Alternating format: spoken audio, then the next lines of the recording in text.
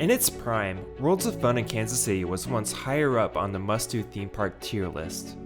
It featured the world's first looping stand-up coaster, a solid 1980 edition in Orient Express, and had a well-beloved classic in the Zambezi Zinger, which at the time was touted as one of the world's tallest and fastest back in 1973.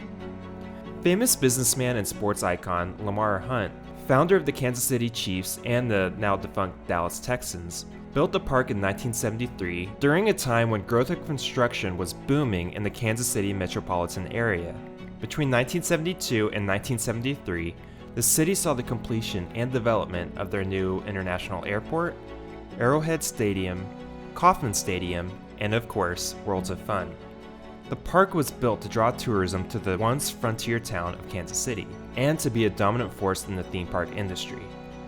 Today, the park is not a top-tier theme park destination, and the shiny prestige it may have once had at one moment in time is no longer there. However, I'd argue that things for the park are looking up, and the future for the park may not be as bleak as it once did a couple of years ago during a long coaster drought. In this video, I'm going to give my honest take of Worlds of Fun and why it was a worthwhile trip for me several states over.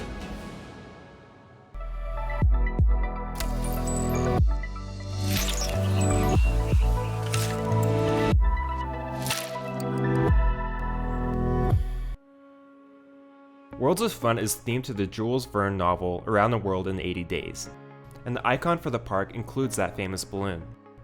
In 1971, park president Jack Stedman said, "We chose the large, multicolored ascension balloon for our symbol because it represents fun, adventure, and travel reminiscent to the movie Around the World in 80 Days. These are the things we want Worlds of Fun to represent." The themed lands include Americana, Europa, Africa, Scandinavia, and Orient. So, nearly 50 years later, does the park still stick to their original theme? They do.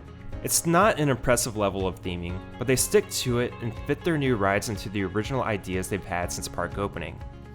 There are inconsistencies, such as an American Diner in the Africa section, but overall, you can sense a transition from land to land. The Africa section has a decent level of theming, and for some reason, it almost felt like I was in a zoo in certain places. The area around Prowler is nicely shaded with great landscaping, and the trimmed giraffe and rhino is a nice touch. I always come to appreciate the little things like these in theme parks. When it comes to park layout, the park entrance raised a few questions for me. Let's start out by saying that I love symmetry. Late poet Paul Verney once said, "The universe is built on a plan the profound symmetry of which is somehow present in the inner structure of our intellect." It plays an importance when it comes to balance, harmony, and it even helps us absorb visual information. You see it in nature, and graphic design, and even in theme parks. The Magic Kingdom, Epcot, and even Six Flags parks across the country use this in their park entrances. Worlds of Fun does not, and it seems incomplete. When you walk through the turnstiles, you see the rides in the distance with nothing in front of you except the sloping grass patch. You walk to the right down some stairs into a nicely landscaped area, but with a weird flow.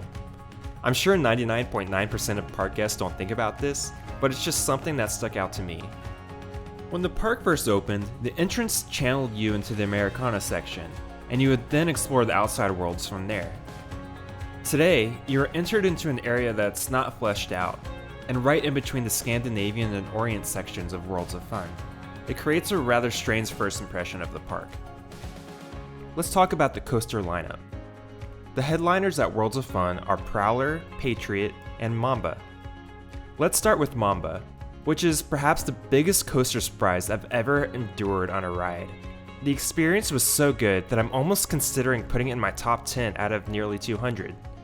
Recently, the park has elected to turn off the brakes on the MCBR, and it has resulted in incredible ejector and floater air on the final Camelback Hills.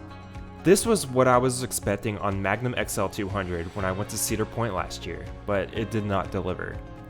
If they leave Mamba in the current configuration, then I guarantee you this ride will not disappoint. I'd give it a 9 out of 10. Next up is Prowler. Forgive me because this is not an easy coaster to capture on camera. However, I thoroughly enjoyed this ride. My first circuit early in the day was a rougher experience than I expected. It was like a jerkier version of Mystic Timbers at Kings Island, but not as good. This makes sense because all custom-built coasters by Great Coasters International share a similar style amongst each other in that they have fast, twisting turns with pops of airtime. My second ride on the front row was immensely more enjoyable, and I walked away with a very positive experience of the attraction. I'd give it an 8 out of 10. I thoroughly enjoy Patriot. After numerous runs on Batman the Ride clones, it's always a joy to ride a custom B&M invert for the very first time. As a solo rider, it was easy for me to skip a few trains in the station to ride with a party of 2 in the front row. The ride was a good one, not as forceful as other inverts, but still a very enjoyable one. The airtime hill was a nice touch, and usually not found on this coaster type. I'd give this a solid 7 out of 10. Timberwolf was actually a minor disappointment. And I say minor because I didn't have high expectations to begin with, but I was still left wanting more.